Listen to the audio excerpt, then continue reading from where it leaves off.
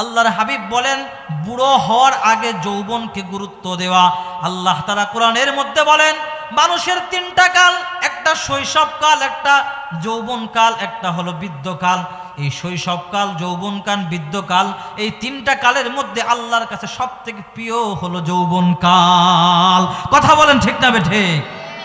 আরে মুসলমান, যৌবনকালটা আল্লাহর কাছে এত প্রিয়, আল্লাহ তাআলা সূরা মুমিনুনের 5 নম্বর আয়াতে আল্লাহ ডাক দিয়া কয়, আল্লাহ বলে ওয়াল্লাযীনা হুম লিফুরুজিহিম হাফিযুন।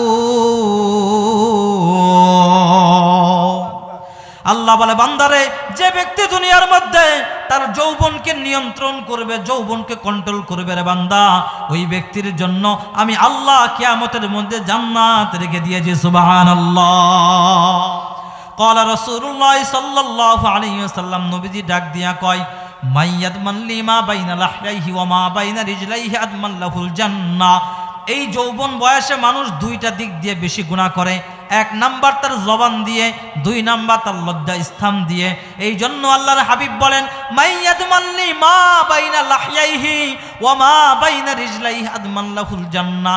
আল্লাহর হাবিব বলেন দুইটা জিনিসের জিম্মাদারি যে ব্যক্তি আমাকে দিবে, ওই ব্যক্তির জান্নাতের জায়গা সার্টিফিকেট আমি মুহাম্মদুর রাসূলুল্লাহ নিয়ে নিলাম। সুবহানাল্লাহ।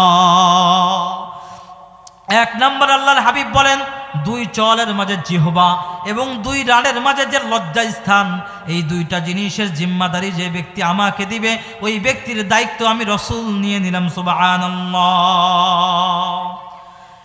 সহিহ বুখারীর 1423 নম্বর হাদিসের মধ্যে আবু হুরায়রা রাদিয়াল্লাহু তাআলা আনহু বর্ণনা করেন, সাবআতুন ইযিল্লুহুমুল্লাহু তাআলা ফি জিল্লিহি ইয়াওমা লা জিল্লা ইল্লা জিল্লুহু। আল্লাহর হাবিব বলেন কিয়ামতের ময়দানে অসংখ্য অগণিত মানুষের মধ্যে আল্লাহ তাআলা 7 শ্রেণীর মানুষকে আল্লাহ তাআলা আরশের নিচে ছায়া দান করবেন। একবার বলুন না সুবহানাল্লাহ।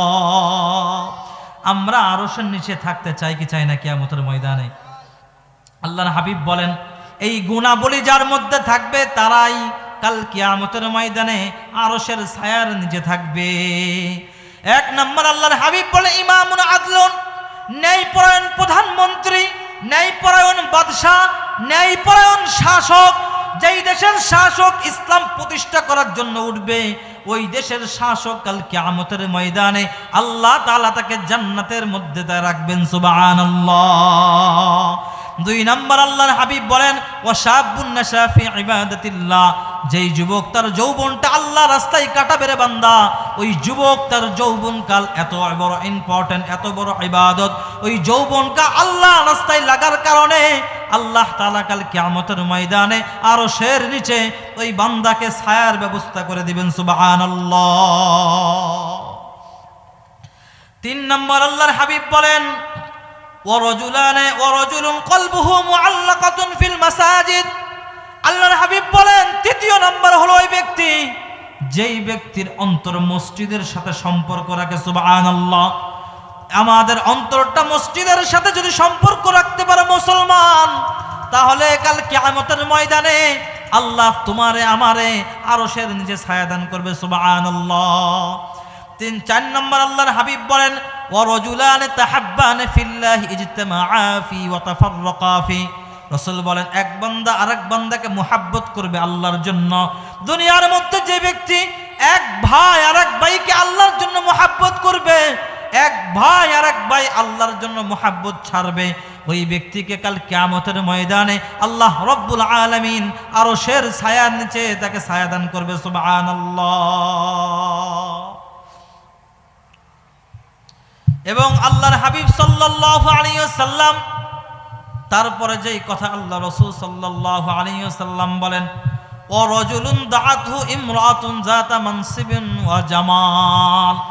আল্লাহর হাবিব বলেন দুনিয়ার মধ্যে যদি কোনো মহিলা ওই ব্যক্তিকে যদি ডাক দেয়, ডাক দেওয়ার পর যদি বলে তুমি আমার সাথে খারাপ কাজ সংগঠিত করো, আর ওই ব্যক্তি যদি বলে ইত্তাকিল্লাহ, আমি আমার রবকে ভয় করি, আমার রব আমার সব, আমার রব আমার দুনিয়া, আমার রব আমার আখিরাত।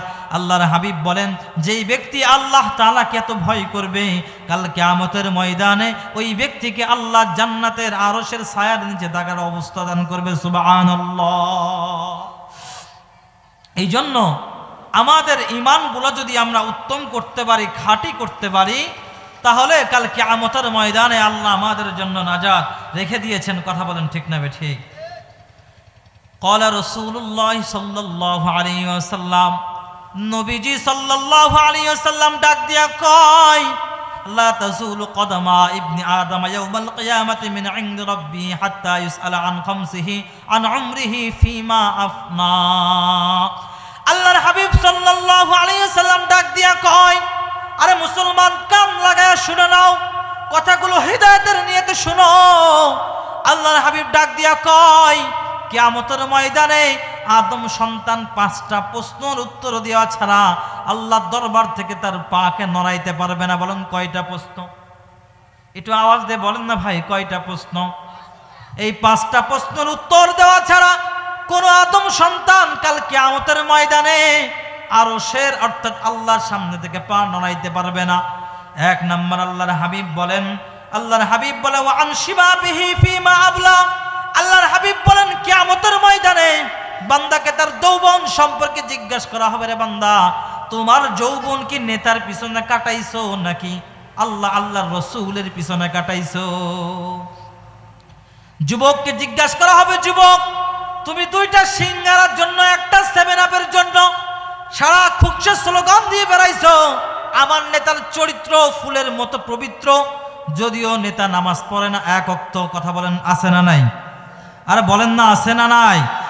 এমনও নেতা আছে পিশাব করেও পানি নেয় না। কথা বলেন ঠিক না ঠিক? এই জন্য আল্লাহর হাবিব বলেন, ওয়া আন শাবাবিহি ফীমা আবলা। কিয়ামতের ময়দানে আল্লাহর হাবিব যুবককে জিজ্ঞাসা করবে, ও যুবক তুমি কি মেসি নেইমারকে ফলো করে তোমার জীবন সাজাইছো নাকি আল্লাহর রাসূলকে অনুসরণ করে তোমার জীবনটা সাজাইছো? কোন কাজে তোমার